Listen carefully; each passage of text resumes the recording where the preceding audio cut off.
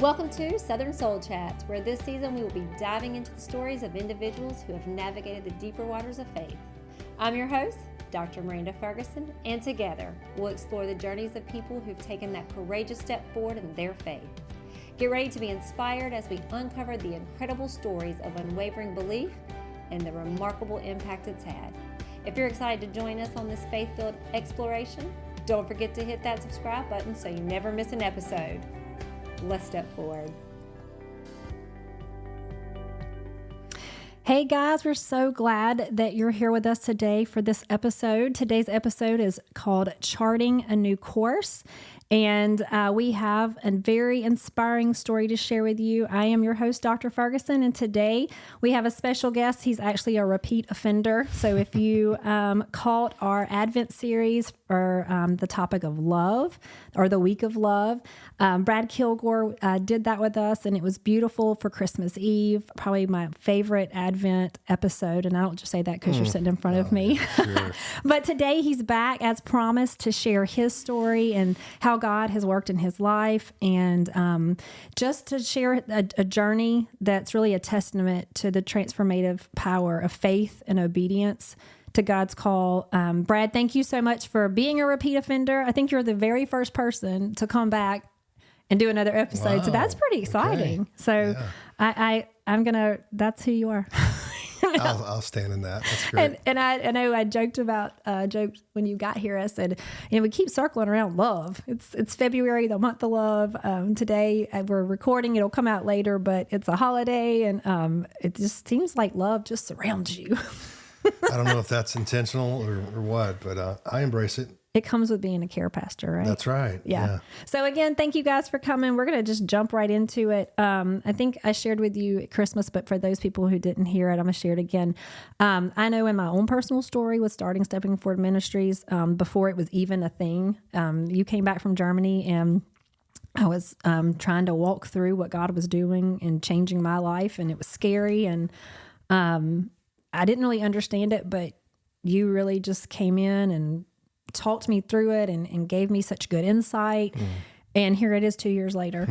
And I mentioned, like I was saying, in that 2 years, I've met so many different people through podcasting and just conversation that their story somewhere has you in it, that they were walking through or going through, and they had a conversation with you, or they entered into a relationship with you, and everything changed. And I was just like, this man is amazing. God has his hand on you, and I am grateful personally for the ways you've been in my life and the opportunities and the things we've done together. And I've seen it in so many other people, Brad. So I know that might be a little embarrassing to throw it on you, but I just think it's, thank you for being obedient. Yeah. When God calls, because it's not just, I've just seen it. I hear about it a lot. So you've done a lot of great things and inspired people to step forward with God. And, I think that's amazing. And if that's just a small part of your story, what's the rest? I believe it's the fruit of obedience, I mean, and just sitting here listening to you say that, I literally found myself almost in tears thinking that me, because if I sit and I think about me and what I've done and just the journey that I've been on prior to God getting a hold of my heart, I'm like, how in the world does God use somebody like me? And when you were saying that, there was this sense of peace that came over me, like, okay, it's not me, it's God. It's right. God through me. And it just, those moments and hearing those things is just a great reminder for me to step back and go, okay, Lord, I'm in awe of you, not in what I did or am able to do. So thank you for sharing that. It humbles me to even think about that. But, those courses and those conversations, I think are really a culmination of what God has done in my life since I decided to surrender to ministry. I feel like he's kind of wired me that way anyway. I mean, he knew when he created me that he created me with certain gifts, but they really didn't manifest themselves to a positive way until after I surrendered my life to Christ. And so just to see how God takes that very thing that he created me to do, but then when I get underneath his authority, there's power behind it. And so I'm just humbled to be a part of your story and even some of those people that God has put in my path. And I don't always do it right. But man, it just encourages me to remain obedient even today in the season of life that I'm in now. So thank you for sharing that. That was very thoughtful you're of like you. the waterer. It's like the seed gets there and you come along and you start watering. You're the waterer. I'll be the waterer. What a great thing to be though, because Yeah. look what that does. Yeah. Yeah. That's amazing. I love it. Thank you for that. Okay, so let's do what we always do with everybody. Talk about early years. So just a quick backstory and who you are, in case people missed that wonderful episode from Advent. Go listen to it. Who you are, what you do now, and then what was your initial background in faith, and then we'll go into the early years of your life and get started. Yeah, cool. So, my name is Brad. I'm currently serving as our pastor of care ministries at the Met Church. So big plug there. If you guys need any sort of care, love, somebody to walk through you, me and the folks that God's put around me would love to do that. So if you're anywhere near the Northwest Houston area at the Met Church, would love to have you guys talk a little bit more about that later. But yeah, I've been on staff at the Met for this August will be 12 years. Wow. 12 years that I surrendered to full-time ministry, vocational ministry. I was raised in church. My dad was a pastor, and we moved to Minnesota to plant a church, and kind of he pastored a little bit here in the Texas area. But I was raised in church, so really a lot of the things that my upbringing were around this idea of being in church on Sunday morning, Sunday night, Wednesday night. Retreats, camps, etc. So my parents did their best really to try to raise me and my brother and sister up in a Christian home. Looking back on it now, I see that while the foundation was great for me, there was probably some dysfunction in how I believed and who I believed God was, which I think played into really me kind of getting off of the path. I was saved when I was 9 at Royal Ambassadors Camp, RA Camp. If you're in the Baptist circle, you know what that is. The RAs and GAs, yeah. So I was a Royal Ambassador, and I received Jesus at camp when I was 9. And I can remember even being baptized at our little church, and just thinking it was the coolest thing, but never really fully grasping what I was committing to at that age. But hey, it was a decision I made in the journey that I was on. Really growing up through entire high school, junior high school, I was really probably known as the good kid, the Christian boy. I would go to parties and stuff in high school, I can remember, but I never drank. So it was just So you weren't like the PK, the preacher's kid? I mean, I wasn't the epitome of the PK. Yeah, you weren't the PK. At that point. Right. But as my story goes, I definitely lived up to the PK persona. No need in missing it. Yeah, right.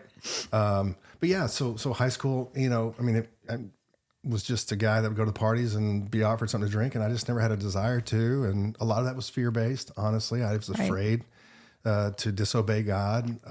That played into, a lot of other decisions that I made and things I stayed away from. But I think where the story changes for me is after I graduated high school, I moved into an apartment with 3 other guys, a little 1-bedroom, 700 square foot apartment with 3 other guys.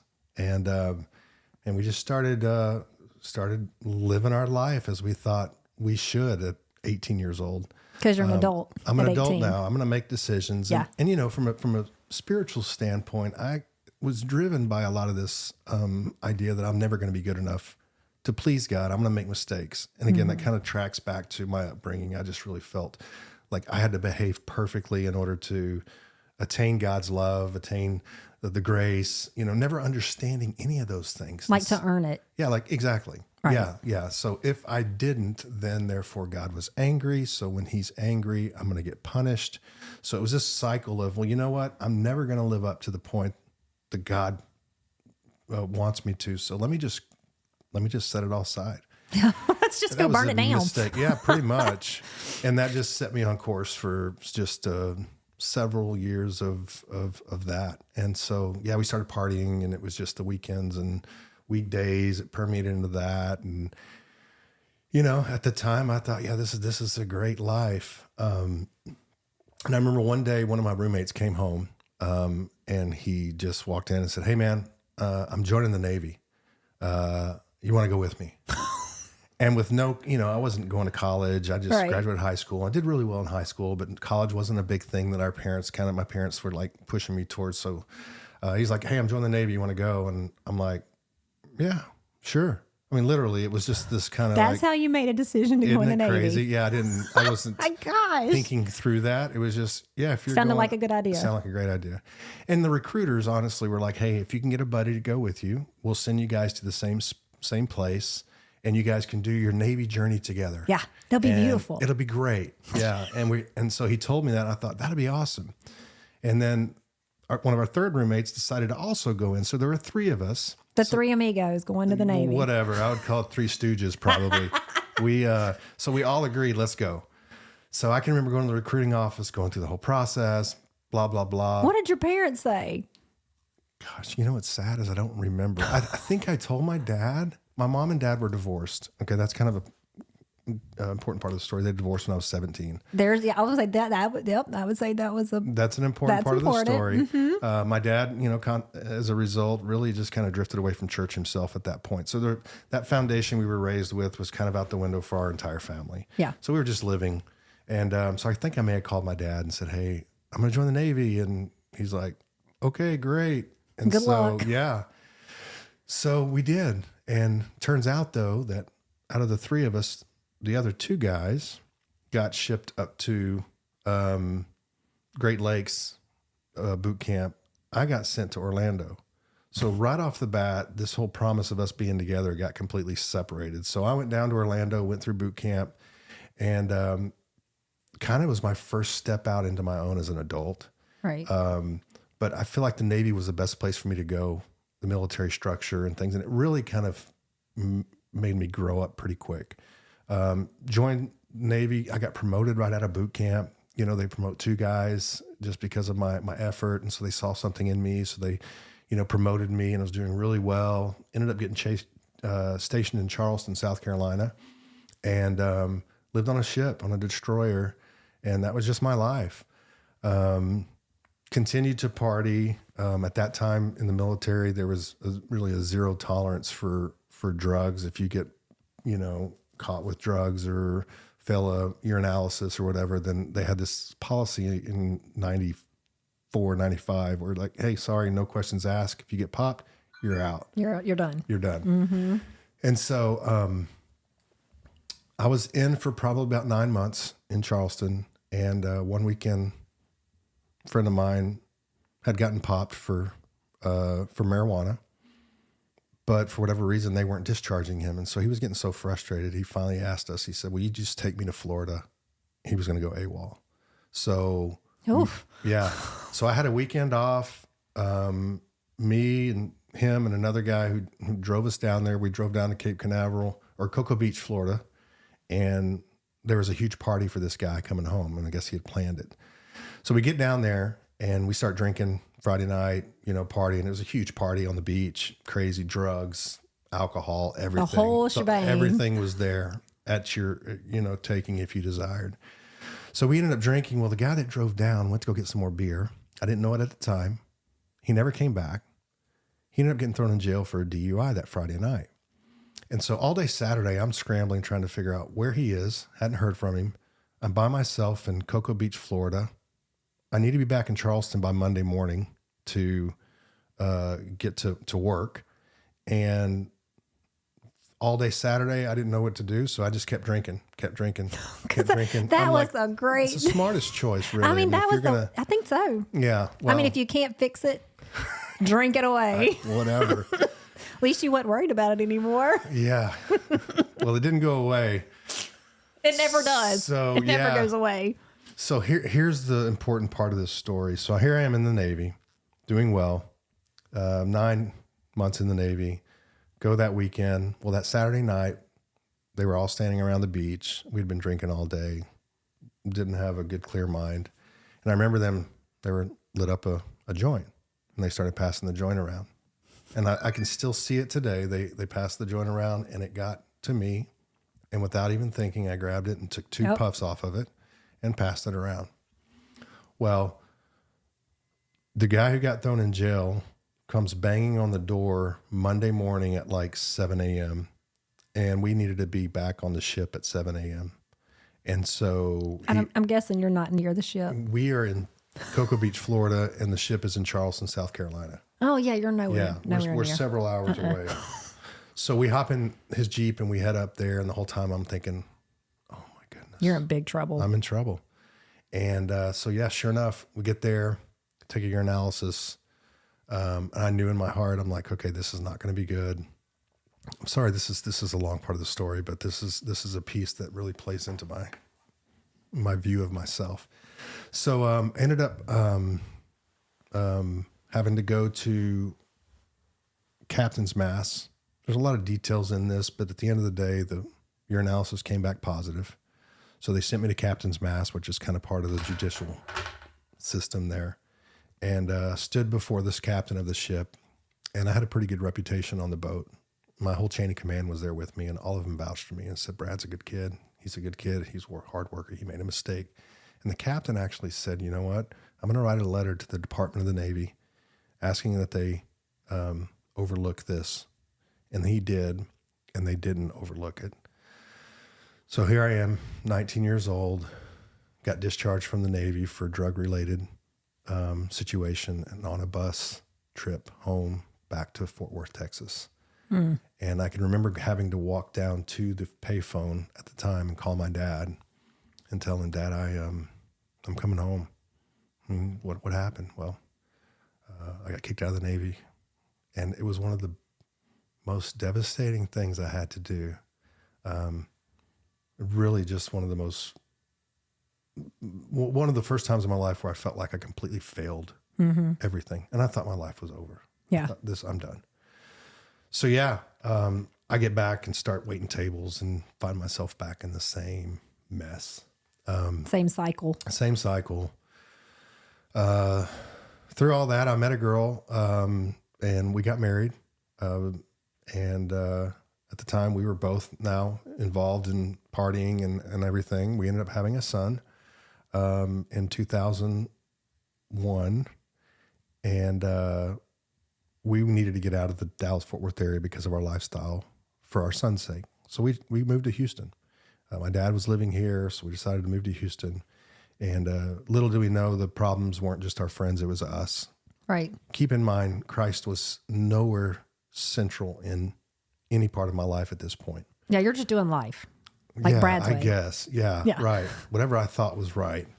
And we ended up getting a divorce 6 months after we moved to Houston. So now here I am living in Houston 6 months after we moved from all of my friends in a place that I had nobody, and a 1-year-old son who moved back up to the Dallas-Fort Worth area with his mom. And that was the second piece that just said, Brad, you're a failure, dude. Yeah, I was about to say, like, coming off the Navy and that being hard. Now you got this. Yeah. I mean, there had to be a whole lot going on in your head. So much of like regret, shame, just the whole gamut. Yeah, absolutely. Absolutely. And so wait, you're here by yourself. So how did you walk? So how did you walk through that? Like, were you in any kind? I mean, I know you had your dad here, so were you able to lean on him? Like, how did you find support? Because I know that probably most of our listeners have felt where one bad decision after another bad decision after another, and it does take a toll on what you believe about yourself, what you believe about God, what you believe about your future. So how did you walk through that? Well, I mean, I thankfully I had a good job. I was working for Harris County, and I maintained that job throughout this whole thing. So I had made some friends. Yeah, for the most part, it was my stability, and that was the one thing that if I could get out of this thing, I just need to stick with this job. This is my career. Like the one thing you're doing right. Yeah, right. Exactly. I know that feeling, like this is the one thing I haven't screwed up. Yeah, and for whatever reason, I had the wherewithal to go, okay, this is important. And I just hung on to it. And thankfully, I continued to work, still partying, still living a crazy life. At this point, it was all rooted in depression. I mean, I was drinking quite a bit.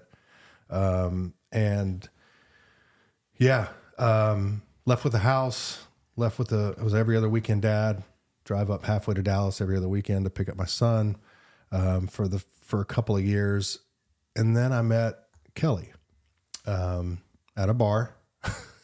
Imagine that. That's where true love is. Yeah. In the bar. Well, I guess I thought That's so a at the joke. time. That's just a joke. Know, right?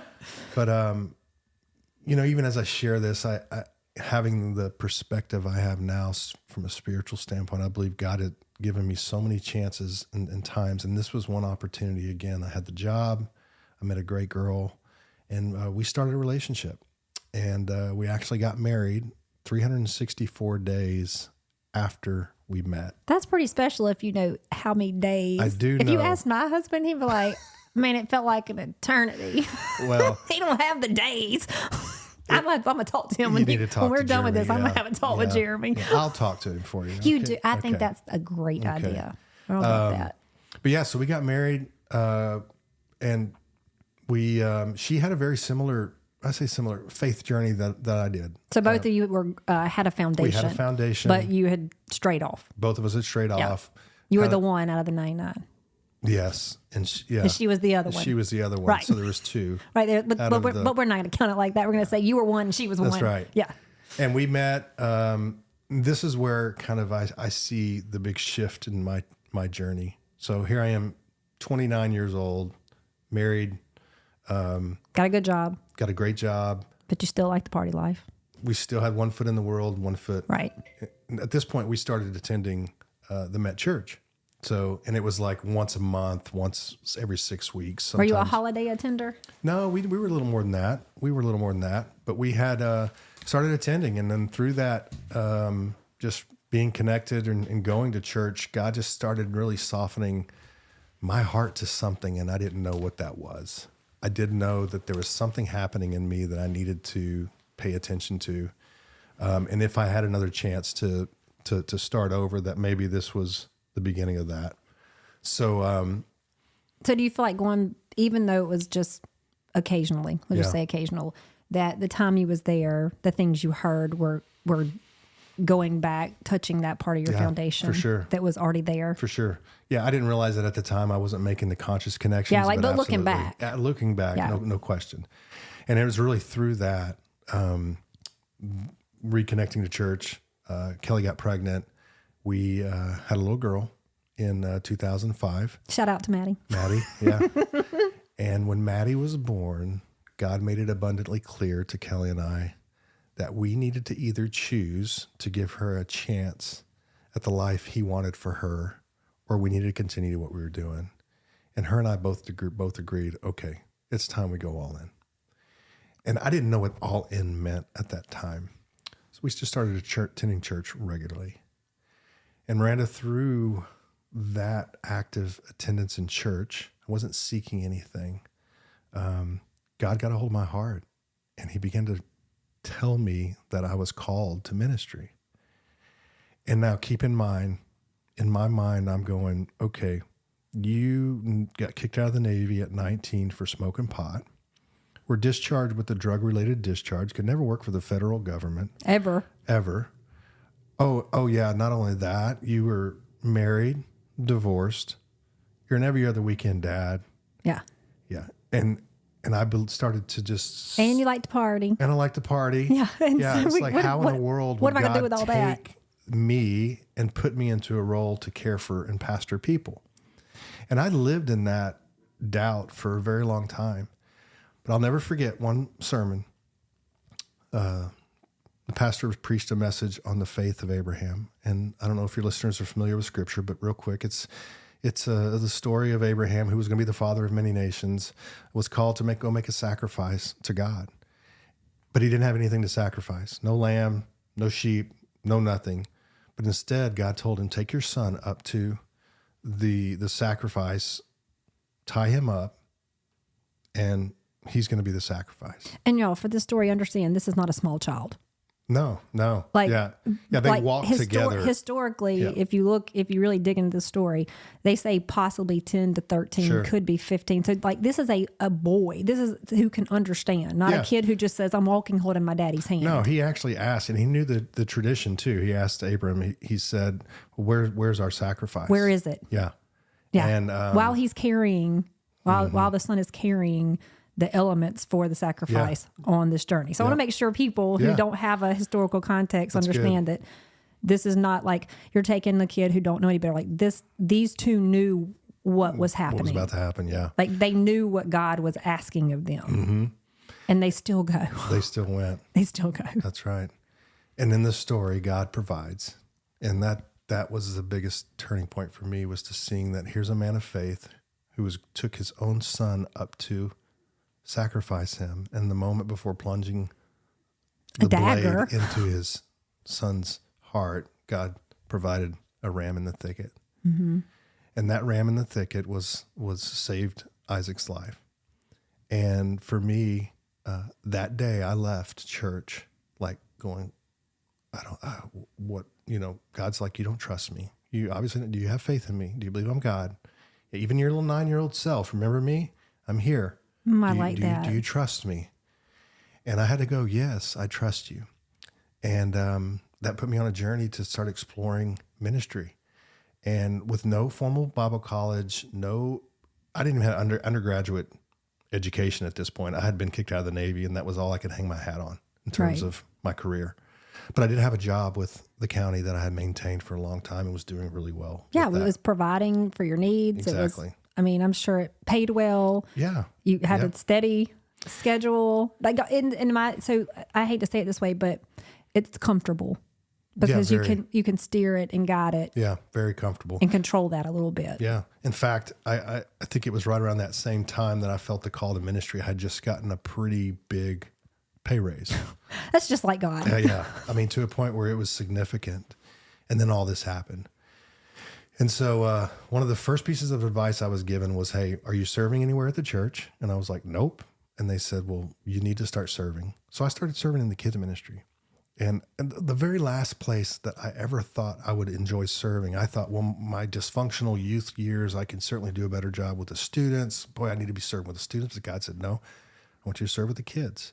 So for a year and a half, I started relearning God's word as I'm teaching these kids Bible lessons. In the most simplest form, right? Because when you work in preschool, because as you know, when you told me to put my yes on the table, I was already being pursued to go to preschool, which I was the same with you. I'm older. I have all this experience. Why do I need to go to preschool? There's a reminder about working with small children about what it means to have a childlike faith. And you break it down so simple to them. They don't get into all the hard parts of the Bible. Yeah. It's Jesus, God, and then the stories are just so small. Yeah. So like, how could you not be, with you having a foundation, how could that not spark for you the bigger story? Yeah, yeah. Because you knew all those stories. Yeah, I knew him as a kid. You'd heard them. I know RA's taught you. Yeah, RA's taught me, definitely. I know for a fact RA's taught you. So, but here you are. He took you back to childlike faith. Yeah, for sure. Literally. Yeah, literally. Childlike faith. Yeah. And I began to serve and start teaching the kids and learning even more myself through that. And a year and a half of serving with the kids, I had been walking along the kids path with him in relationship to kids pastor, and he kind of confirmed a call in me through our time together. So you still had your normal job? Volunteering, yeah. Okay, so this is just volunteering. Just volunteering. Okay.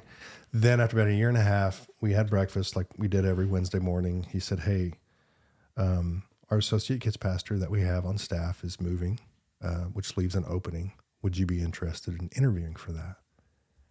And it was just like, are you kidding me? But because of the year and a half being and developing and growing, I was like, okay, God, if you called me to ministry, here's my opportunity. And so I said yes.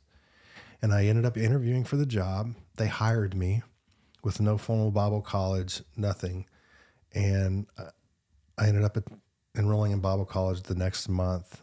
And I was the associate kids pastor, the kid who got kicked out of the Navy for smoking pot, who was divorced and was every other weekend dad. God said, you know what? That's not how I see you.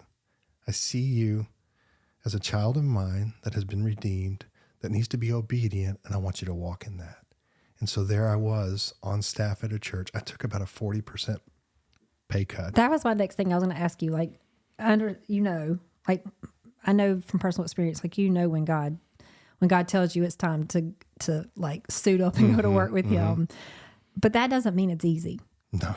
And I mean that like in a complete circle, easy in your thoughts, easy, like how going to Kelly and being like, okay, we knew this is what God had going on, because I'm sure y'all had talked through this. She knew the journey, but then to sit down, because I can hear it already. I can hear our listeners going, yeah, right. How can you afford a 40%? How can you just walk away from your job with insurance and all the things? You have a child, you have 2 children.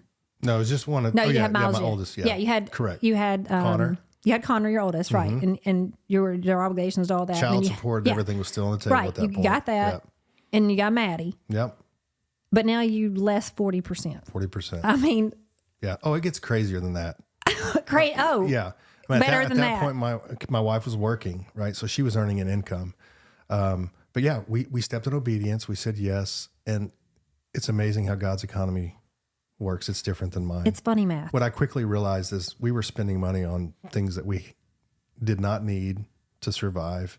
And, after stepping into obedience, I took a 40% pay cut. Kelly ends up stepping away from her job as Maddie was getting older to homeschool.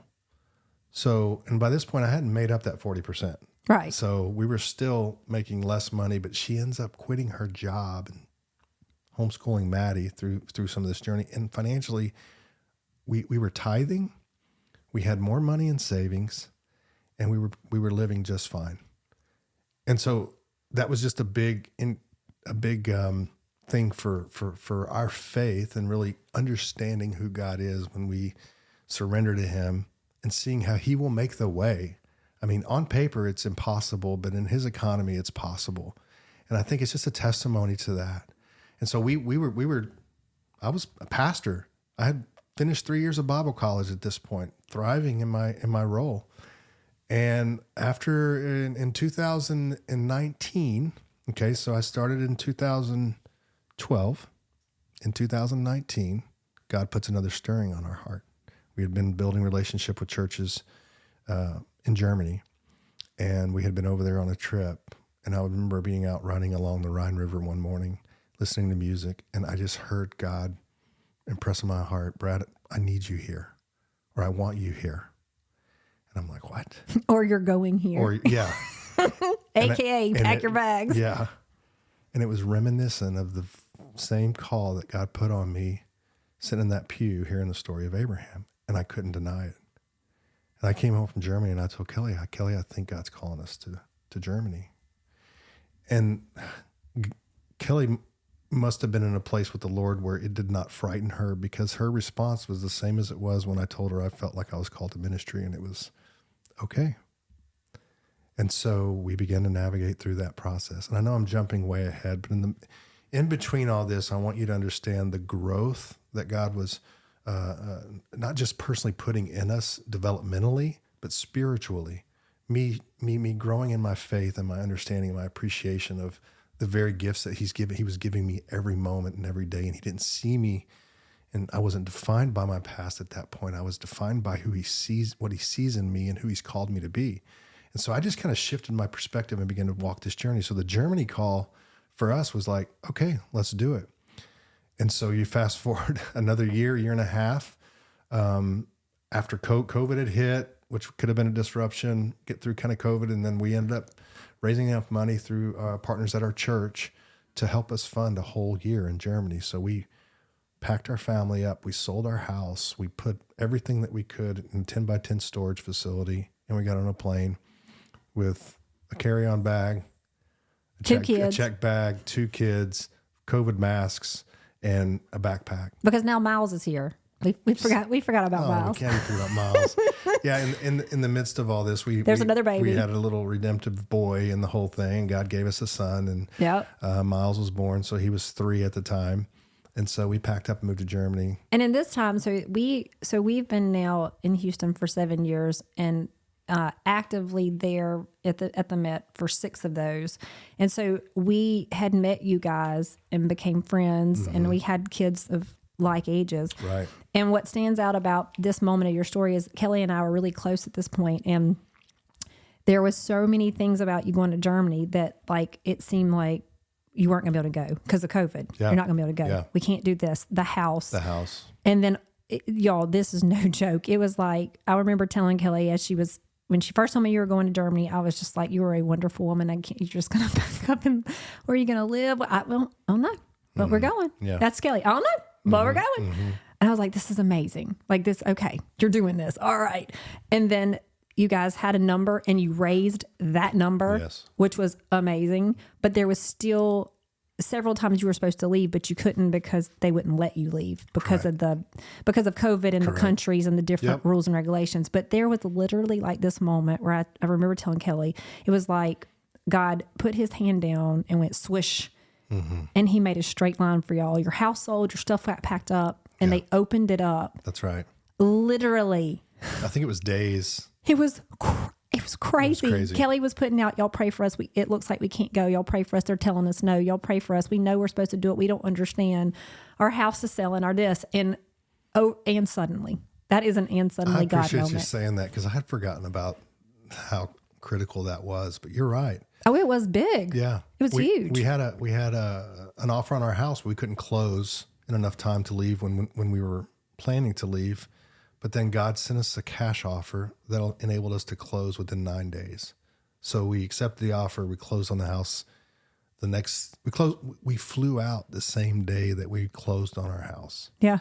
So we had our bags packed in the back of the Suburban, went to the title office, signed the papers, went back, said goodbye to everybody, and drove to the airport.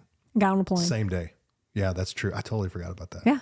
Oh, it was, because Kelly was sending, boy, we were getting the text updates, man.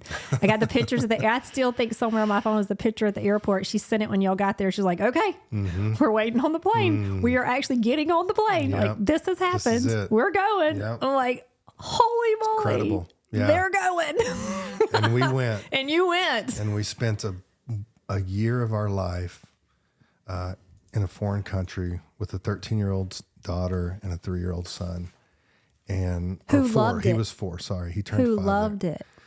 After the fact, it was a difficult thing for sure. But yes, looking back, that entire year was probably one of the most life-changing years that we've had as a family, that Kelly and I have had as a husband and wife, and that I've had in my ministry career. And what it exposed me to was just incredible. So yeah, again, this is a guy that got kicked out of the Navy for smoking pot. Let's remind y'all. Right. If you didn't hear that part of the story. Go back.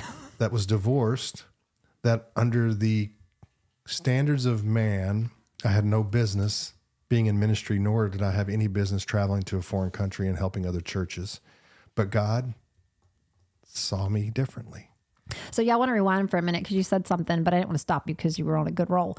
So when you had Maddie, you said that, in my words, that you both absolutely knew that like God was telling you have a choice here. Can you elaborate on that? For church, like one foot in, one foot out. No, kind of thing. You said like you knew like God's like how did you know like what you said you absolutely knew beyond a shadow of a doubt that God was saying like either you need to get in or get out. Like you got this little girl, you got a baby. So how did you? Because I know a lot of people say, well, I don't hear God talk to me. What do you mean God talks to you? So when I hear somebody say, I knew, like I know what that means as a Christian and I know I've had that experience, but how did you know?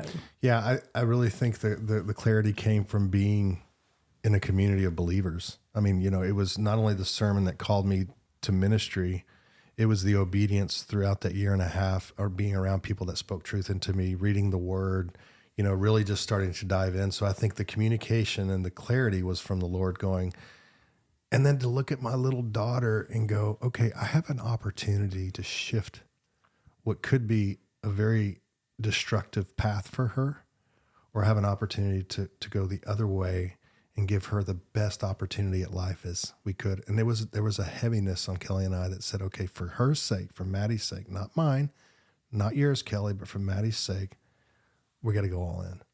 Right. And so it wasn't an audible thing as much as it was learning how to live a lifestyle of fellowship of Christ, Right. and being around people that spoke that into us, that really prompted us to go, okay, for this child's sake, let's do this. So during your ministry time, because I'm not going to let you just scoot by with Germany and just be like, we went to Germany, it was great. You're going to have to share. Okay. You're going to have to tell some of your Germany story. But let's talk about your transition to ministry. So again, as if it wasn't enough, like you said, you had the money and the different things. And we talked about funny math, and I'm a firm believer in funny math. I have learned that 10 plus 10 does equal 20, but to God, 10 plus 10 equals holy moly, you're kidding me. Because I've seen through things with Jeremy and I in different, even starting this ministry and just, I could go on my whole life. I've just seen God take what I see on paper. Physically, I know for a fact, and there'd be something else there. Yeah. I mean, it's the only way I know is that math, God's math is not earthly math. He does not work within 1 + 1 = 2. Okay. And I've just seen it. I've heard it from other people too, but I've literally been holding something in my hand and it should not make sense, but it's there. Yeah. And I can't, like my brain can't even, it's too big. Sure. It's Like, beyond. I'm we can afraid my even head will fathom. blow off if Yeah. I try to go, and I just go, okay, like, all right, I'm down. So during the time where you were when you went into ministry, so you volunteered, and there's really no pressure on volunteering, right? When you volunteer, you just show up, you're there, use me, put me, stick me in whatever costume for little kid you want me to be in, give me my part. But all of a sudden now you're in school, and school enough is stressful. You're full-time in ministry. So, and you're dealing with the outside factors, right? Of budgeting and kids and a wife not working. So there's a lot of moving pieces. So during that time, looking back now, what were some of the challenges you had to walk through personally? Because I know it just wasn't, I'm in ministry, it's great, because I've been doing this 2 years and I feel like sometimes the gates of hell have been unleashed on me. Yeah. So looking back at that part of your life, what were some of the challenges and or maybe even uncertainties, more so than just what you thought about yourself? Like, I know there had to be a strong time of growth with that, because God grows us to get us to the next stage. And we know what your next stage is because we know the story. Yeah. But what was that role like? Because that's a huge transition. Yeah. I don't want to underplay it that you went from this to that. Yeah. Because Right. I know there had to be some stuff in that. Yeah, it was definitely, it was difficult. I don't remember specifically one specific thing or two specific things. I remember our lifestyle being pretty disrupted. I mean, I was working pretty much an 8 to 5 job, Monday through Friday, and providing financially through that, and then shifting that to a ministry salary, and now going full time at school and raising a young daughter. I kind of distanced myself from the family quite a bit, not in in an intentional way, but I think just with the demand of school and trying to reintegrate that, and the ministry doesn't end. And so, Yeah, it's not a 9 to 5 job. I mean, I was there Wednesday nights. I was there, occasionally Sunday nights, in the weekends. And as I began to grow as a pastor in relationships, people would call me, hey, do you have a chance to talk? So it was just this, like, these 24 hours that I was used to managing were now a new set of 24 hours that I was trying to have to manage. And Kelly and I were just talking about this the other day, because I've gone back to school again. And Oh, wait a minute. Yeah, What do you, yeah. Well, wait. I'll get there. Okay, I'll get there, okay. So I'm back in school, but I was like, I told her just the other night, I said, honey, I think it's different this time. Because before, I would lock myself in a room for 8 hours on a Saturday just to do my schoolwork. Catch up on everything. And then here's Kelly, single mom, and Maddie, and it created a little bit of a strain in our relationship, no doubt. I just think surrendering a ministry alone, I opened myself up for a bit of a bit of a strain, and I underestimated that. Now, by the grace of God and by the grace of my wife, we've navigated through that. There wasn't any major things, but there was a wedge in our relationship through all that. And ministry still does that. I mean, I'm not immune from that now, 12 years into it. The difference now is that we're aware of it, and we can kind of name it, and we can kind of talk about it. Yeah. And then we can rebuke the devil because we know it's from him. And we can stand in the faith of God and what he's called me to do and called her to do as a supporter and a helper for me. And it allows us to get through that. So it was difficult at the time. We were just doing what we knew was right. But and hoping for the best. pretty much. Oh, yeah. Lord, please cover this. Whatever we were doing was better than what we were doing before. Oh, absolutely. The tension, the strain, all that stuff, outside of the umbrella of God's provision and grace, we would have divorced. Yeah. I mean, we would have just said, hey, it's too much. It's it. I'm done. But again, by saying yes to ministry, not only said yes to the role God called me to, it said yes to the man he wanted me to become, yes to the woman he wants Kelly to become, yes to the girl that he wants Maddie to become. And I can look back now and go, yeah, underneath that umbrella of protection, we would have given up. Mm-hmm. But because of that, our purpose was more clear, and we were more, as unified as we could underneath the protection of God's grace and mercy for our life. And so, yeah. Because it's important for people to hear that I think there's this, in some people's mind, this movie that plays that once you enter into a relationship with Christ or you go into ministry, that like this blanket of snow covers and it's beautiful and glistening and everything's good in life and God just covers it all. Well, he does cover it all, but he doesn't do it without the growth stages. No. Yeah. If anything, it's harder.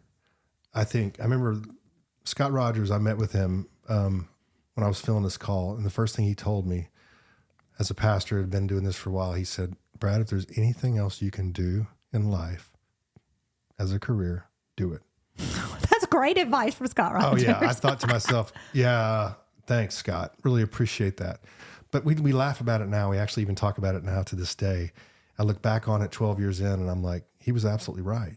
Because what I did when I said yes is I opened up the enemy's, a different arsenal of the enemy to attack me. Yes, you did. You know what I mean? Yes, I do know what you mean. But what I also invited is the type of protection that can only come from God. That's so good. So my abiding relationship in God had to increase, which it did, in order to receive the protection that he wanted to give me. Right. And if I hadn't have done that, again, the enemy had free reign over me. But with God's protection, we know who wins that thing.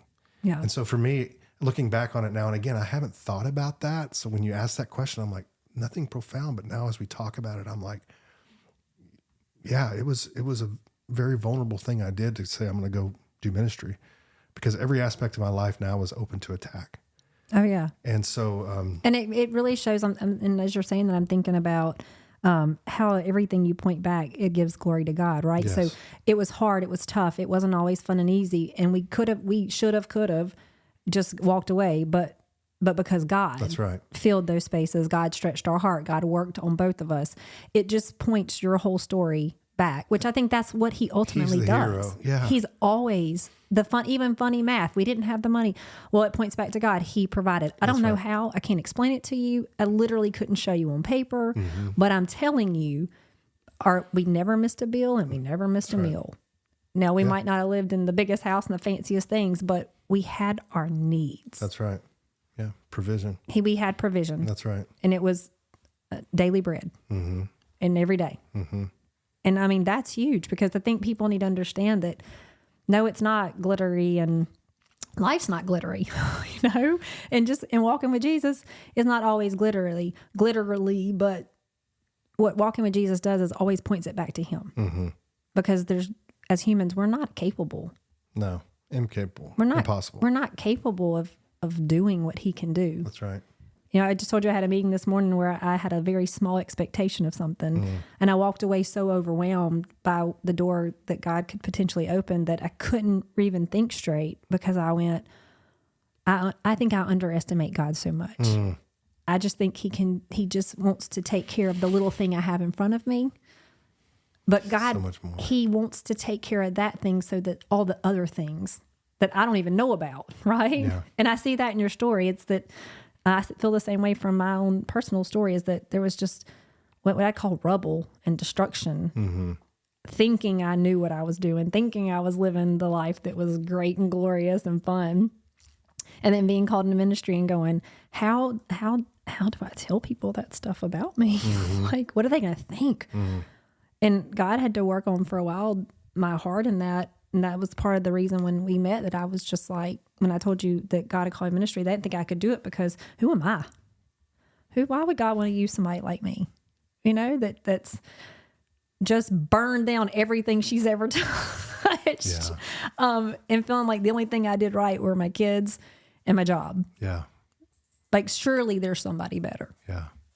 But when you think back, Miranda, and our stories are similar in that, the doubt that it started with, but you look back into Scripture and you see all of the mighty people that God used. It seems like every one of them began with a little bit of, who, me? Yeah. Doubt. And I think God seeks us out at that level of brokenness and humility so that he can go, okay, I'm going to rebuild you into something new through the blood of the Lamb, through the power of your testimony, and through my provision. I'm going to do this. That way, when God uses us, the glory does go back to him, and it prevents us from creating that pride in us and going, well, look at what I've done. Look at me. Look at me. Yeah. And I think you and I are a lot alike, Brenda. You've impacted a lot of people and are impacting a lot of people in your obedience in 2 years. And it hasn't been rosy. There's probably attacks coming from left and right that you're going, why in the world is this happening? Well, it's happening because I believe you're living in the call that God's put on your life. If it wasn't happening, I would say, wait a minute, am I fully devoted to what God's called me to do? You know, it doesn't excuse the attacks. It just informs the attacks and goes, okay. You know, and I've heard that said before. Well, if you're not being attacked, then you're not living a bold life for the Lord. Right. But there's truth to that. If there's comfort, and just call it ministry, if there's comfort in your ministry walk right now, I would say, hey, let's take a step back and go, what is God calling you to next? What is your new lid in leadership? You know, make that place to where you're comfortable, your floor, and you jump it up and create a new lid. And I see that in your interactions with the things that you're doing in this ministry, the podcasts, the meetings that you had this morning, how God's going, okay, Miranda, you still trust me, right? Okay, let me give you a little bit more. Not because you deserve it, but because I want you to continue to see me as a provider and not you.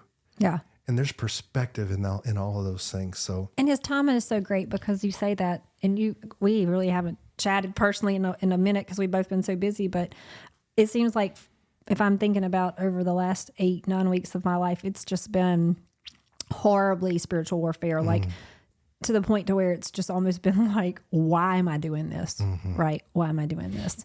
And then there's these little things, like to call them God winks, like today, where I know what God's told me to do. I know what I'm struggling with. I didn't take my yes off the table, but it has been so hard to get to. Every time I try to take the step forward, I'm knocked so many feet back that it takes me to have to regroup and be like, I'm still here, but I got like a bruise over here. Yeah, I need a minute, but I'm coming back. But you have these little God winks like today where you feel like God says, hey, I still see you. Yeah. And we still have this plan. That's right. And I haven't forgot about you. That's right. Because I walked away from that today, and it's happened several other times where it feels like you can pull yourself up by your bootstraps and go, okay, it's fine.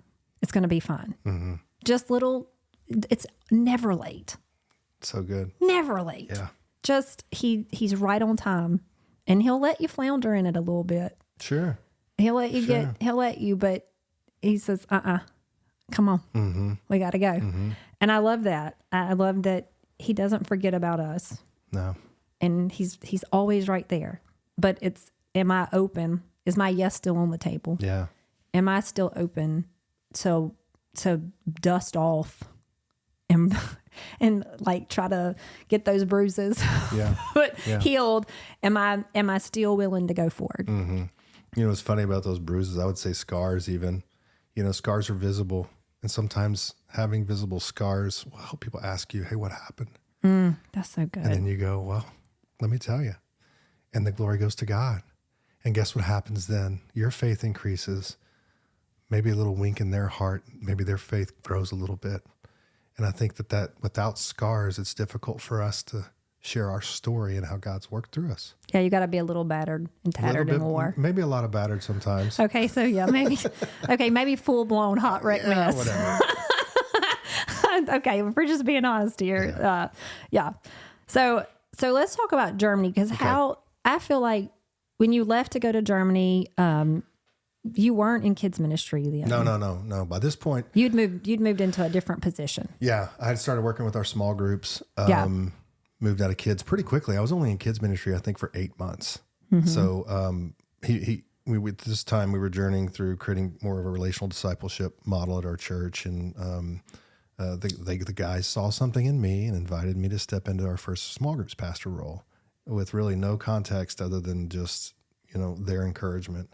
And so I stepped into that and then worked, our small groups, kind of developed a process system, leveraged some stuff that we were taught from other churches, and really implemented this small group system, and slowly grew that, hired a few more staff. And so when Germany came, I was our adult discipleship pastor, kind of leading a team of 3 or 4 other people.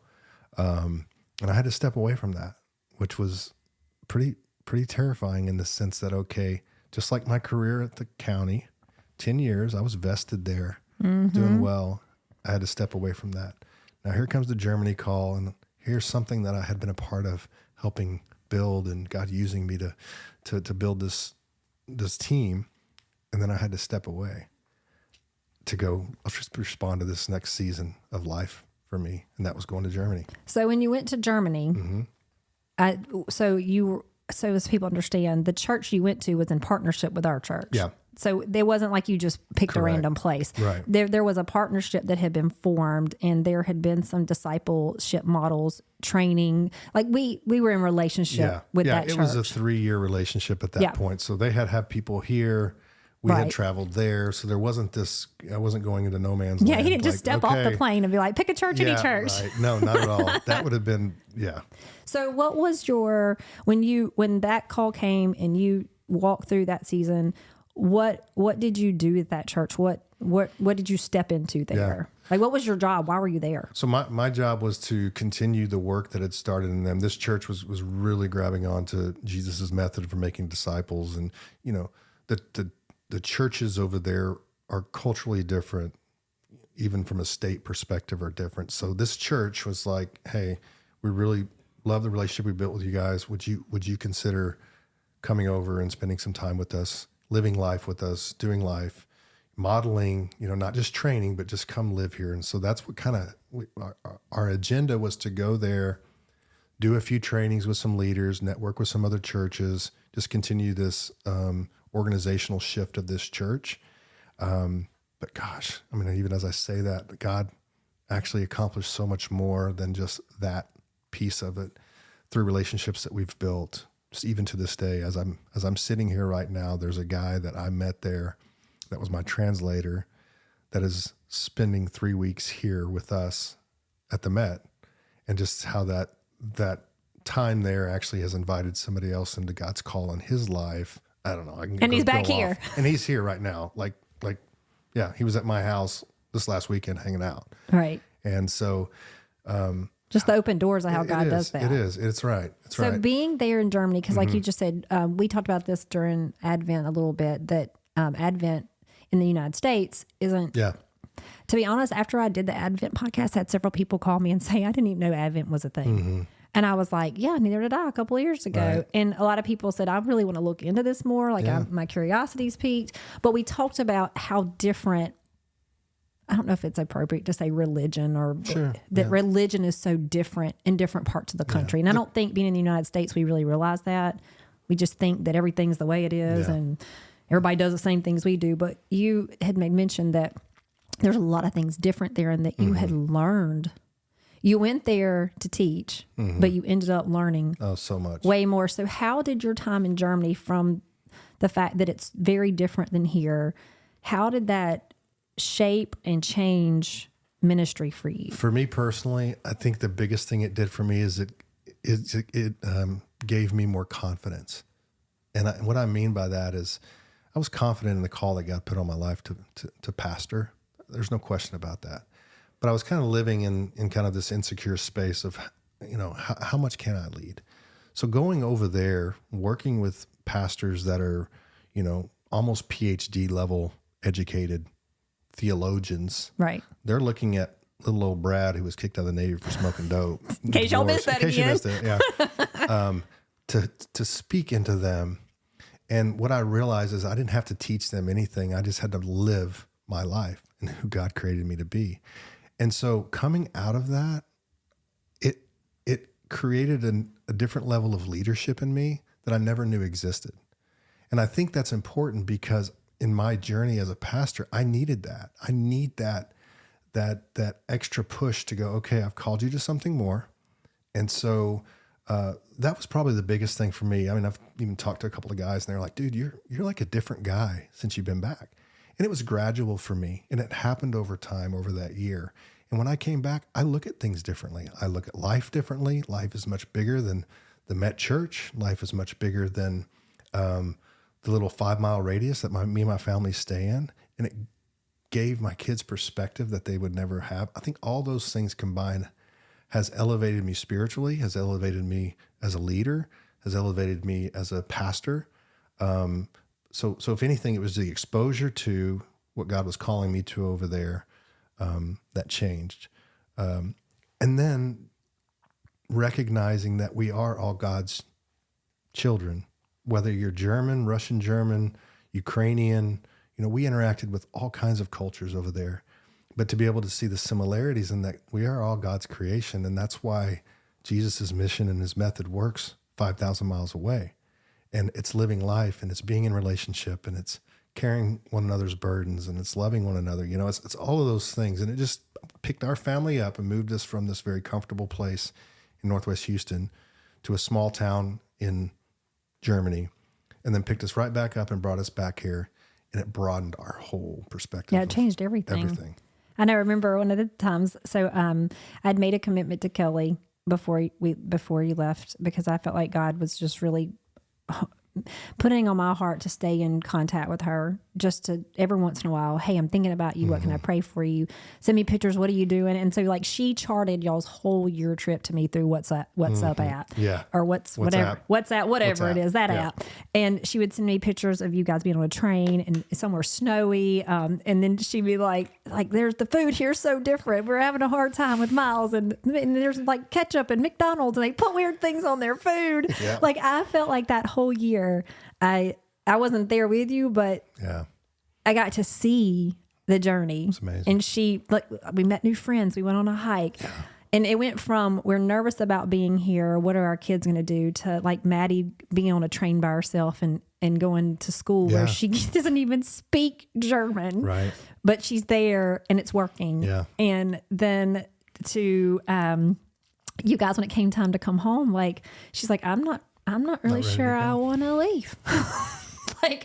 I think we may want to stay here. Mm-hmm. And I was like, wait. No, you have to come back. We ran out of money, so we had to come back anyway. Yeah, when the pot runs dry, you have to back it up. But, I believe you weren't there a minute too soon or too late. Sure. That trip from the way you raised the money to, start with the calling. The calling that you knew that God had already positioned our church in relationship with the church. I mean, it was already all set out. Mm-hmm. And I remember thinking what an amazing example you were, that you did literally sell everything you had.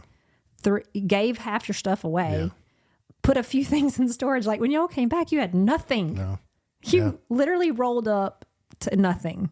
Yeah. And the housing market was horrible. It was crazy. So it wasn't like you went on this great trip and had a great time and you came back and it all was, again, beautiful, peachy. Y'all got plopped back into life after COVID. Yeah. In Houston, Texas. That's right. Yeah. And then you became the care pastor.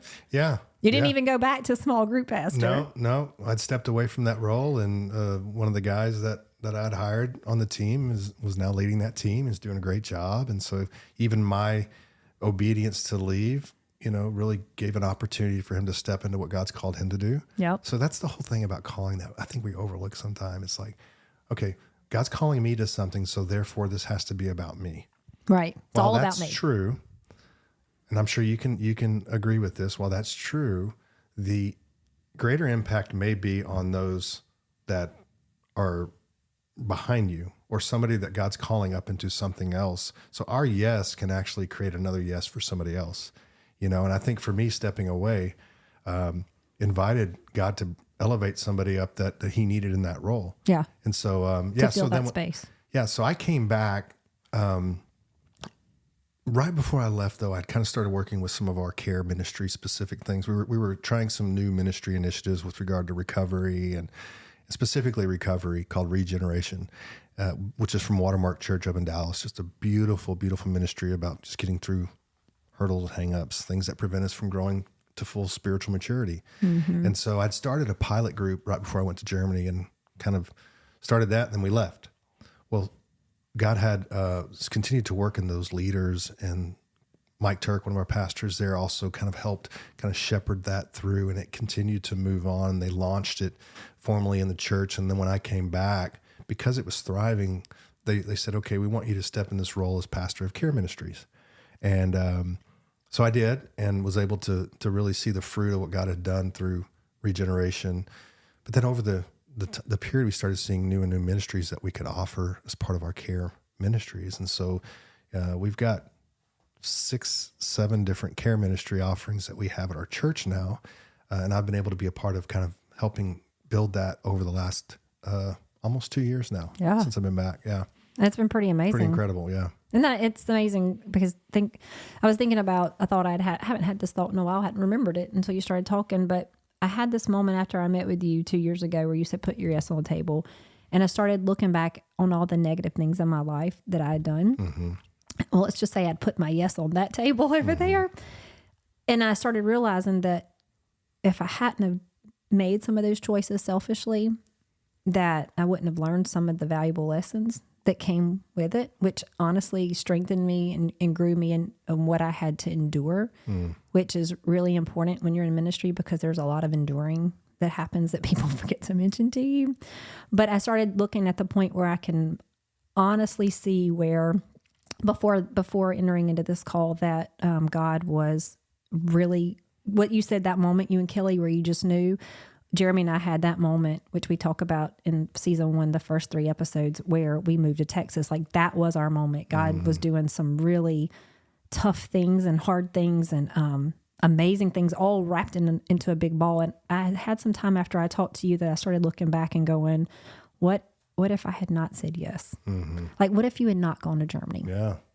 You know what I mean? Like, what if you had seen Maddie as just a kid, a baby, and that's just another part of my life, and yeah. I got this job. Like, what if you had not have said yes?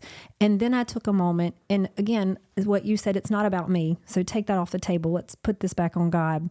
I started realizing that when we moved to Texas, and I said yes, He put me in a relationship with people that just because of our story and what we went through, it impacted their lives, and it changed them. Mm-hmm. And then I had a friend say, you know, if you hadn't have walked through that and let me be a part, my life changed significantly because of what was happening in your life. It was like it just kind of rolled off of you and onto me. And I sat there and had this moment, and I have had it recently through all this where I went back and went, wow, what power you have in putting a yes on the table. Because if you say no, what you just said doesn't happen. God will still do what God's going to do. He's going to move and put people where He needs them. But when one person is obedient enough to say, that's scary, and I'm not sure about it, but I'm going to do it, then the dominoes fall. Yeah, right. And He takes one thing. I guess that's what I'm trying to say. He takes one thing that seems, like you said, all about me. It's about me. He takes that one thing and He just blossoms behind it. Yeah. Yeah. And changes people's lives. And you don't even know it. You're still up there thinking, you find out later, or you may find out later. But I've just looked back and that's so impactful to me to just be like, holy moly, I have to be so intentional with what I choose. Mm-hmm. I have to listen so carefully because it's not just about me. That's right. I finally got to that place. Yeah. It's not about me, but if I don't do my part, then, like what you said, I told you so many people you've been a part and you didn't even realize it. You're just like, well, that was just a coffee, or that was just encouragement. That was a small group meeting. But these people are saying, no. It was so much more. You were on my porch with pizza coming back from Germany. It was so much more than that. Changed because I was in relationship with you as a person, and I'd seen your life, and I'd watched you just come out from Germany and make this huge leap of faith. That was huge to me in my eyes, right? Here you are sitting here giving me the so solid advice of put my yes on the table. I was looking for like a whole script. Like I was hoping you were just going to give me a script of what I was supposed to do. And all you gave me was put your yes on the table. And I was like, that's all he's got. Yeah. He's a preacher and that's all he's got. But that was really all that's it. Yeah. I had to realize that God's not asking me to fix all the stuff. He's just asking me to be obedient. That's right. And then I might not see a lot of the stuff ever. That's right. Ever. But he's saying, do you trust me and are you obedient? That's the theme. I mean, as you're saying all that, I'm reliving every moment that's had impact in my life spiritually and has grown me. And it's always started with, are you going to trust me? And just that step of obedience, whatever that looks like today. I mean, you're going to have that same crisis today, probably, Miranda, when we stop this and you go get in your car, you go pick your kids up, God's going to prompt you with something and go, do you trust me? And it's a 24 hours a day thing. Because I've got to trust him today just as much as I trusted him 3 months ago. Yep. And if I trust differently, the outcome could be different. And just the perspective of knowing that my trust in him is not always about what he wants to accomplish in me, but it could be what he wants to accomplish in my kids or people that I go have coffee with or people that I engage with at a ministry event, And it's beautiful because if the church is going to reproduce itself and continue to grow, it starts with one person at a time. The church started with, the 12. So I don't know. It's not daunting, but if anything, maybe it'll help you go, yes, okay, I'm going to say yes today. Yeah, and the reason I bring it up and really press in on it is because you don't, sometimes like you just said, I was sitting here thinking about this, but then I saw this. We had a project. I haven't even got to share this with you, but you and I were working on a project together, and I came to you and told you I had to step away because there were some things God was doing, and I needed to get my act together pretty much and go do those things. And I didn't really want to go do them. I'm still really battling through that. But because I had to get out of that project, you needed somebody to fill the spot. So what I didn't tell you and what I hadn't thought about literally until right now was a couple of weeks passed, and that person, I saw them in church, and they were asking some questions. I was telling them some things the way I had done some things. And I told them, I was like, I'm so grateful that you stepped into it because God was asking me to step out and I didn't want to let go of it. And they looked at me and said, I'm so thankful you did too, because if God was working on me and if you had not done that, I absolutely would not have done this on my own. So good, yeah. And in the moment, I feel really, he said it to me and I was like, that's so great. But as I'm sitting here and we're talking about this, it came up and I realized just how important that really was. In the moment I didn't. Yeah. I feel really bad. I feel like I should go apologize to him, honestly, because in the moment it just was like, I'm so happy it worked out and I'm so glad you're perfect for this. But now in this conversation, the whole thing just played in my head very quickly and I went, oh my gosh, if I really didn't want to give up what I was doing with you because it was easy. I was comfortable. Yeah, right. But God clearly told me to do it. And then he told me he had a person. He failed to mention who it was so I could pass it to you. But I wanted to hold on to it. That was the point. Yeah. Because it was comfortable and I was doing it. So good. But if I would have been selfish enough to say, no, I can do both. Yeah. I'm going to just do it. Then this person who God was working in their life, I would have just completely shut that off for him. That's right. So good.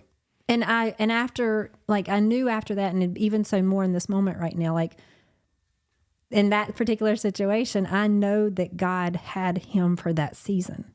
And so I think sometimes we got to get out of our head and get out of the way. Yeah. Because that's not part of our season. Yeah. You just got to move. Yeah. You weren't supposed to be in Houston for the year. You were supposed to be in Germany. That was your season. You could have said no. You could have said, we can't afford it. We have small children. It's not safe. COVID. You could have just said COVID. Nobody would have. Everybody would have said, that's a smart move, Brad. Yeah. Right. But it was your season, like you said, and you had to let go of something. You had to lose something, but look at what you gained. Yeah.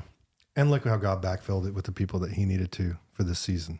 I mean, it's almost like he knew what he was doing. Kind of. Just had it in place. Yeah, isn't that weird? Yeah, I just needed you to just do what I said and go, so I can don't hold me up here. Yeah, that's right.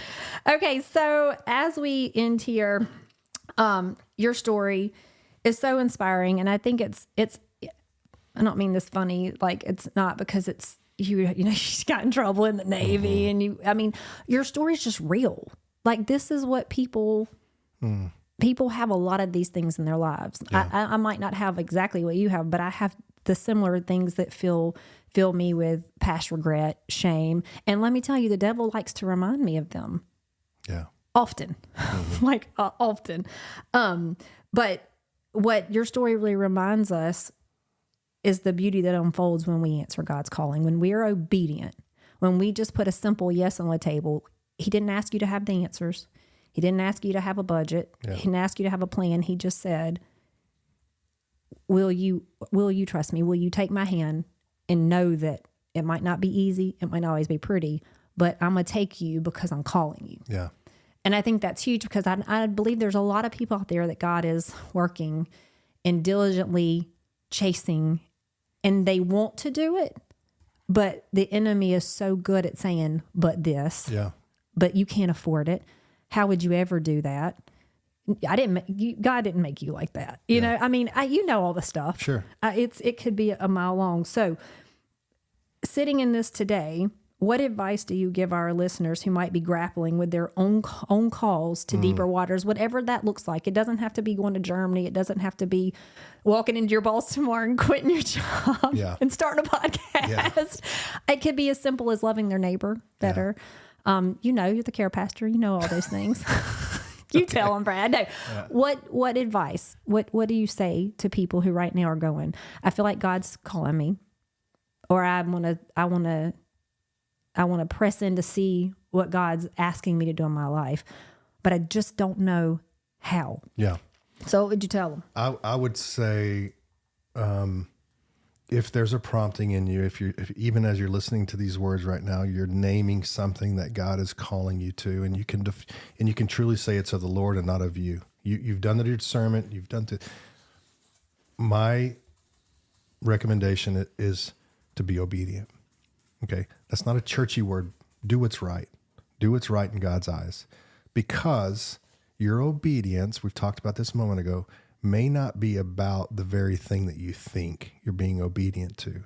Your obedience could set you on a journey that is going to transform who he wants you to become. Yes. So if it is ministry, when I surrendered to ministry, I was not qualified, but I was called.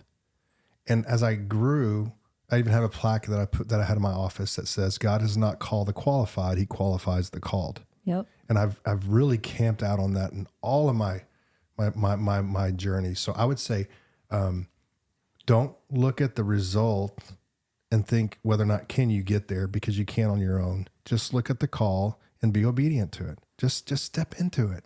I mean, literally, what is the next step that you need to do to go towards what he's calling you to do? And just take that step. I mean, I use the language, put your yes on the table for you. I'll just say, take that first step, because when you take that first step, it's going to give you encouragement. God's going to give you another glimpse. Take the next step. Quit looking at the destination and focus on what God wants to do in the journey, and just trust that. Just trust it. So it sounds like your next step is you went back to school, and I need to know, this is nosy. I need to know, what are you doing back in school? What are you doing? I'm telling you, I just feel like that God has just awakened something in me over the last several months that if I'm going to be obedient to, then I need to do my part. And continuing in education and enhancing my biblical knowledge and growing in my understanding of the word is going to be part of that. And so, so I started looking into it, and got another way. God winked and said, hey, this is what I'm calling you to. As I started looking into it, it's going to cost me X number of dollars, blah, blah, blah. I don't got that money. Can't afford it. Well, it turns out this is still towards my undergraduate degree. So I still qualify for the Pell Grant, given my income. Okay. So I'm getting a grant. Plus because, and this is how good God is, I got a military discount, because the time that I spent in the military was enough for me to qualify for reduced rate of credit hours at Liberty University. Oh, wow. God's even taken that very thing that I thought has destroyed me and said, oh, no, no, no, no. And so after it was all said and done, Miranda, I'm taking 12 hours right now. I'm full time. I swiped my card for $7 for the semester. You are lying. I'm not kidding. Nobody goes to college for $7. Guess who this guy is? The guy that got kicked out of the Navy for smoking pot and got divorced. Yeah. And who has been obedient Yeah. is going to this semester at Liberty University for $7. $7. Yeah. Well, we could have just started with that and ended with that. We wouldn't even have to do this whole hour here, Brad. So, hey, as we speak right now, Miranda, God's got me on a different journey. Yeah. And I'm saying yes. And Ashes to school was beauty. one of them. And I'm Ashes to doing beauty. it. Yeah. And I'm doing it. And it's like you said, it's no mistake that God don't make mistakes. So it's no coincidence, no mistake that he went back to the one thing that you thought at a very young age ruined your whole life. I never thought about it until just now. Beauty to ashes. He went, this thing you burned down, let me show you what I can bloom out of watch it. this. Hey, Amen. look at this. Yeah. He shows off sometimes. He just shows off, and that's amazing. It's in his character. I love that. So here's my advice. I usually have all these long little points, and I'm going to just be real to the point here. Okay. We had Darren Neely here, so you can imagine how that went. He's amazing. Darren mentioned that he had put some real accountability out by sharing. Yeah, I remember that. Yep. And so I would say share it with somebody, because I can tell you that I held on to being called for 6 months and I didn't tell anybody. I told one person. I told Tanya, who started the podcast with us and walked through our story, my very dear friend. But she was such a good friend that she didn't press me on it. Right? She saw what I was doing, and she saw that I was running. I mean, I had a Jonah in the whale moment like you've never seen. I was determined this was not how my life was going to go. Surely you've messed up, God. And so then when you came back, I just shared it with Jeremy. I shared it with you. But what happens is when you share it with people, they start asking questions. That's good. Yeah. Because when it's just you, you're not answering to anybody. You're just out there going, okay, well, I might do it, I might not. And you're struggling with it, and you're struggling in prayer with it, or you might just you just might be struggling, period. But go to somebody who you trust. Yeah. It doesn't have to be a pastor. Maybe you're not close to your staff at your church, but there has to be somebody in your life who is solid and knows God's word. And you can just go and say, hey, I am struggling with this. Yeah. I mean, I know I told you straight up, this is not what I signed up for. Like, you just have to be honest, because I can tell you the moment that I told you and you gave me that wonderful advice, everything changed. But I knew that I had shared it with you. I knew that you were going to probably ask me about it. I knew that I'd shared it with my husband, and he was already giving me grief about it. And then there was another couple at our house. So now they knew about it. And so now all of a sudden, out of my mouth had come this thing, and everybody wanted to know what are you doing? That's right. Yeah. Accountability. So have accountability. And I'm even going to have my own moment here. Like I was telling you, I was working with you on some things, but God really had been working and pressing on my heart to create a Bible study. And I do have the education to do it. I have the years of teaching. But there's something about working for God that makes all that go out the window. Like, you don't know what you're doing. I don't want to disappoint God. What if nobody likes it? What if I didn't go to Bible college. I do have a degree. I have a doctorate degree. It's not in religion. I don't have those things. So a lot of times that can make me feel less than. Yeah. I have a lot of life experience. I have had God move in my life in a lot of ways. I've learned to study the Bible just outside of an educational setting because God has given me that opportunity. But it still felt like it was hard. And the minute that I pulled away from what I was working with you on, and I really sat with my board for Stepping Forward Ministries and sketched out, here's what God's asking me to do, y'all. I don't know how to do it. I don't know what this is going to look like, but this is our next year. And they were all in agreement. There was accountability there. Yeah. And then the pressure turned up. Yeah. And then, y'all, if I'm lying, I'm dying. From the time we started Advent podcasting, our life slowly looked like it was starting to fall to pieces. Like, everything blew up. Jeremy lost his job. Then he kind of lost it again. Like, it was, that's a whole nother story. I had to have an unexpected surgery. I couldn't do anything for 8 weeks. It threw everything in my life to hell in a handbasket, literally.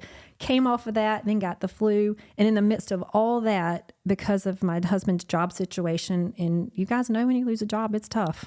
Like, especially when you have a family and you have a mortgage and bills.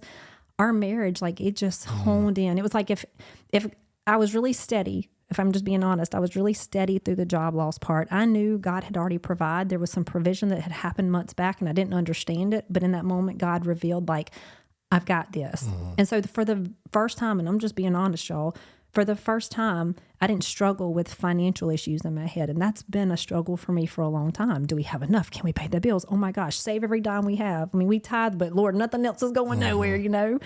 But for the first time, I was really settled in that. And I felt like that since I couldn't be got from that angle, he had to go from a different angle. And so y'all, like, we were fighting like cats and dogs. I mean, full blown marriage. This is not the fairy tale you think. Like, and I just kept going, why, Lord? Why? You know what? I said yes. I did it all. And it has been a hit after hit after hit. And there's fundraising and there's all these things happening. And I had a moment to sit down, and God really opened up. It really showed me Paul in 2 Corinthians and the things he was saying in that. And I realized that just like these people who were scared to death and didn't know, they're journeying for God, something happens. The Bible doesn't really get in that part of scripture to exactly what happened, but they said they were scared. They thought they were going to die. Paul's like, I thought we were going to die through this, right? And in that moment, I was really neck deep and not thinking we were going to literally die, but it felt like a lot of stuff was really heavy, right? And it was scary. And so what I realized is that there were 3 things, and they're my 3 things to tell you guys, which is going to be a part of my Bible study, but I think this is perfect to share, is there's some things you have to expect when you put your yes on the table. So this is what I learned, Brad, for you today. Okay. And what I'm going to write a Bible study on. And there you go. There's my accountability. So You're going to write a Bible study. So can somebody please start emailing me and ask me if I've done it, okay? 3 things is that, number 1, you can expect it to be hard. Number 2, you can expect to have opposition. But number 3, you can absolutely expect to see growth. That's good. And I think that message that God put on my heart, and y'all, not only did he put it on my heart, apparently I'm living it now. He's like, not good enough. I need you to really be able to tell people about this, is that life's hard in general. Being a mom, being a wife, being a husband, being a pastor, it's all hard. Being in ministry, it's hard. You literally can't do it without God. That's right. You are not capable. You are not. And that's why being in relationship with people is so important. And so, number 2, opposition. The devil is coming for you. Yeah. I don't know how to say it any other nice way. I think what you said is very true. The minute I put my yes on the table, the minute I started sketching out what does a Bible study look like, how do I write it, how do I study, the more God started revealing, like as the teacher, the more the devil was like, this ain't going to happen. Yeah. And boy, I'm not gonna lie, he's knocked me back. But God is at the same time said, come on, get up. We're going to get there. Like we'll get there.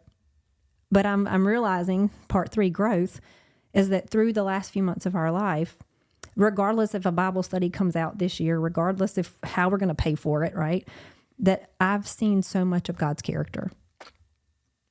He's revealed who he is, the emphasis he's put on me about the names of God, the reminders of all the things he can do and all the needs he can take care of. There's so much growth. Mm-hmm.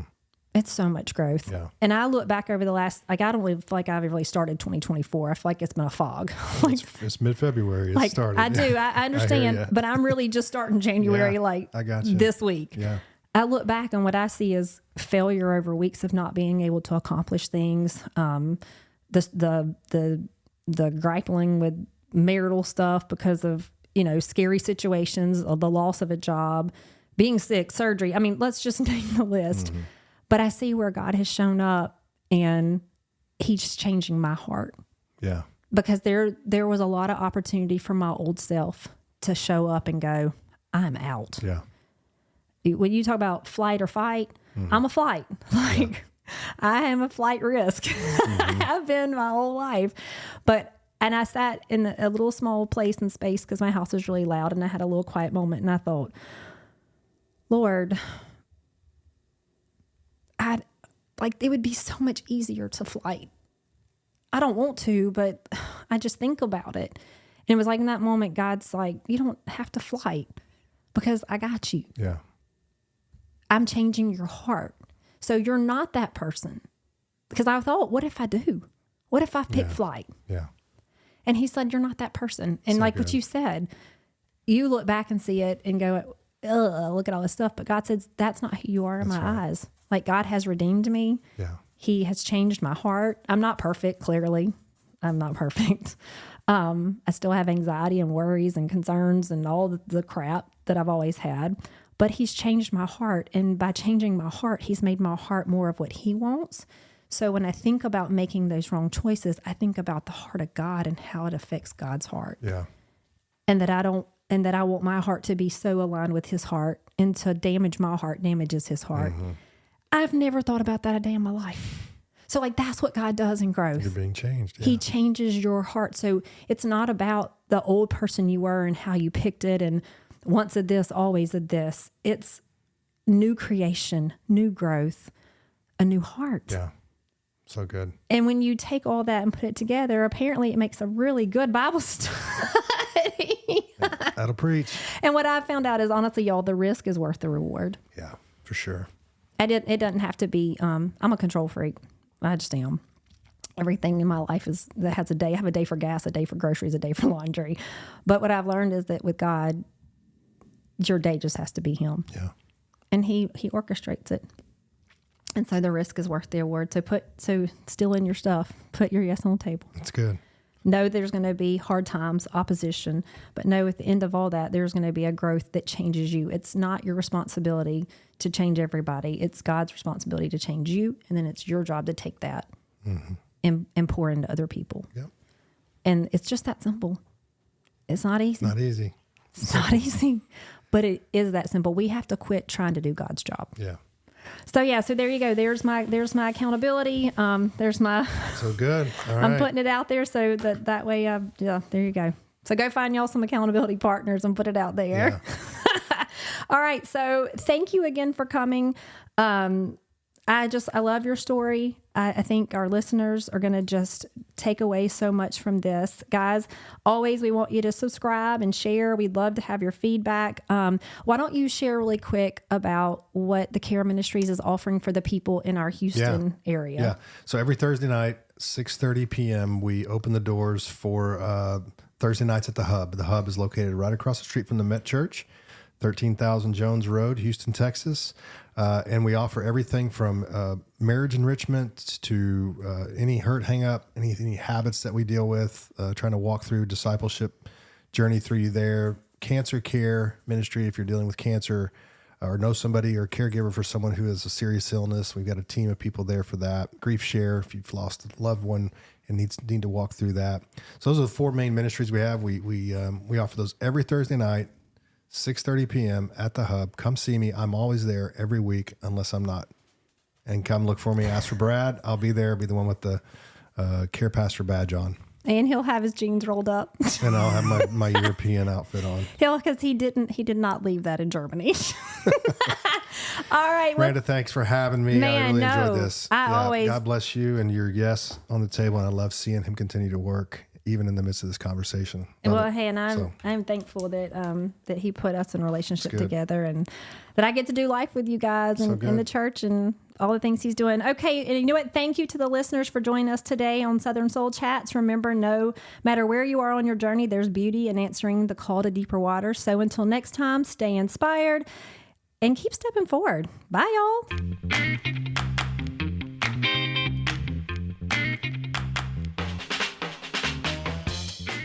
Thank you for joining us on today's episode of Southern Soul Chats. We hope you found inspiration, encouragement, and valuable insights to carry with you through your week. We invite you to subscribe to Southern Soul Chats so that you never miss an episode. We are a branch of Stepping Forward Ministries, a 501c3 Christian nonprofit, and we kindly ask for you to consider making a donation today. Your contribution will play a vital role in sustaining the podcast and allowing us to continue sharing these impactful stories of faith. As you leave today, remember your story is a part of a bigger narrative and your faith has power to guide your path. Keep stepping forward with hope, trust, and assurance that you're never alone. This is Dr. Miranda Ferguson. We hope you have a great week and keep stepping forward.